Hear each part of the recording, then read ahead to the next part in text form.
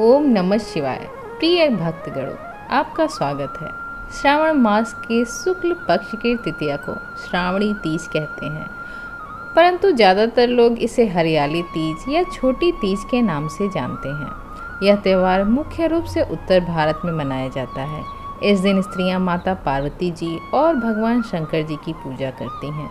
इस दिन महिलाएं निर्जला व्रत रखती हैं। इस व्रत को करवा चौथ से भी कठिन व्रत बताया जाता है। इस दिन महिलाएं पूरा दिन बिना भोजन जल के दिन व्यतीत करती हैं तथा दूसरे दिन सुबह स्नान और पूजा के बाद व्रत पूरा कर के भोजन ग्रहण करती हैं।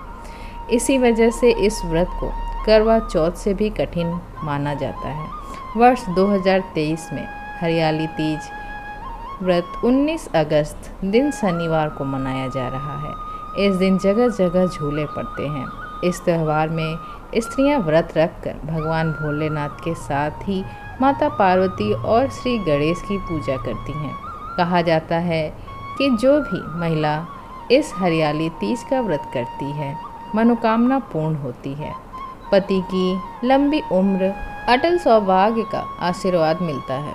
हरियाली तीज की कथा बहुत ही रोचक है, क्योंकि हरियाली तीज की कथा भगवान शिव ने माता पार्वती को स्वयं सुनाया था।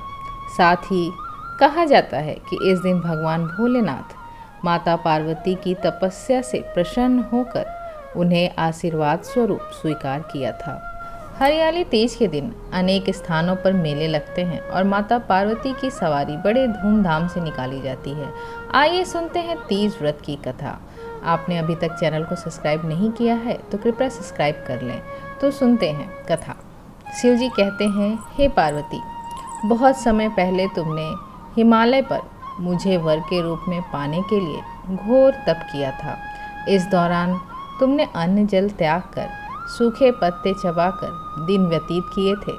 किसी भी मौसम की परवाह किए बिना तुमने निरंतर तप किया। तुम्हारी इस स्थिति को देखकर तुम्हारे पिता बहुत दुखी थे। ऐसी स्थिति में नारद जी तुम्हारे घर पधारे। जब तुम्हारे पिता ने नारद जी से उनके आगमन का कारण पूछा तो नारद जी बोले, हे गिरिराज, मैं भगवान विष्णु के भेजने पर यहाँ आया हूँ। आपकी कन्या की घोर तपस्या से प्रसन्न होकर वह उनसे विवाह करना चाहते हैं। इस बारे में मैं आपकी राय जानना चाहता हूँ। नारद जी की बात सुनकर पर्वतराज अति प्रसन्नता से बोले, हे नारद जी, यदि स्वयं भगवान विष्णु मेरी कन्या से विवाह करना चाहते हैं तो इससे बड़ी कोई बात नहीं हो सकती। मैं इस विवाह के लिए तैयार हूँ। फिर शिव जी पार्वती से कहते हैं, तुम्हारे पिता की स्वीकृति पाकर नारद जी विष्णु के पास गए और यह शुभ समाचार सुनाया।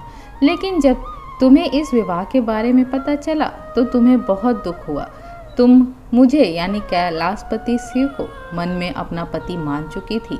तुमने अपने व्याकुल मन की बात अपनी सहेली को बताई। तुम्हारी सहेली ने सुझाव दिया कि वह तुम्हें एक घंघोर वन में ले जाकर छुपा देगी और वहां रहकर तुम शिव जी को प्राप्त करने की साधना करना। इसके बाद तुम्हारे पिता तुम्हें घर में ना पाकर बड़े चिंतित और दुखी हुए।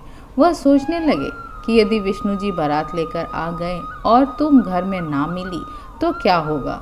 उन्होंने तुम्हारी खोज में धरती पाताल एक कर दी, लेकिन तुम न मिली। तुम वन में एक गुफा के भीतर मेरी आराधना में लीन थी।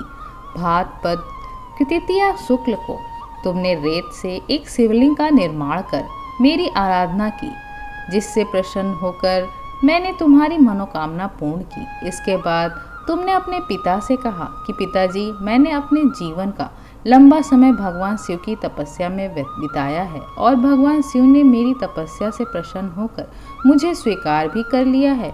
अब मैं आपके साथ एक ही शर्त पर चलूंगी कि आप मेरा विवाह भगवान शिव के साथ ही करेंगे। पर्वतराज ने तुम्हारी इच्छा स्वीकार कर ली और तुम्हें घर वापस ले गए। कुछ समय बाद उन्होंने पूरे विधि विधान से तुम्हारा विवाह कराया।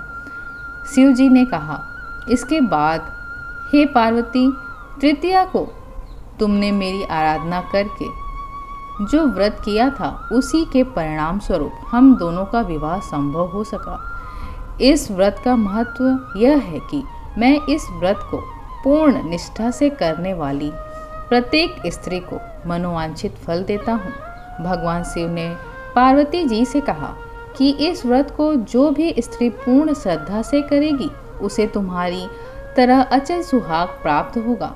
तभी से कहा जाता है कि अगर हरियाली तीज के दिन जो भी स्त्री माता पार्वती, भगवान भोलेनाथ और गणेश की पूजा करेंगे उन्हें मनोवांछित फल प्राप्त होगा।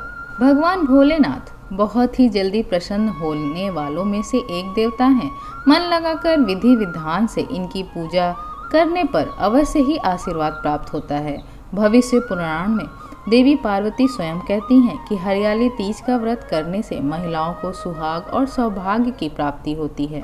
सावन महीने की तृतीया तिथि के दिन कई वर्षों की, कई जन्मों की तपस्या के बाद देवी पार्वती जी को भगवान शिव को पति के रूप में प्राप्त हुए थे।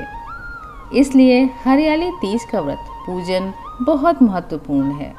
इसे हर महिला को विधि पूर्वक, श्रद्धा पूर्वक अवश्य मानना चाहिए। प्रिय भक्तगणों, वीडियो पसंद आए तो लाइक करें, शेयर करें और चैनल को सब्सक्राइब करें। ओम नमः शिवाय।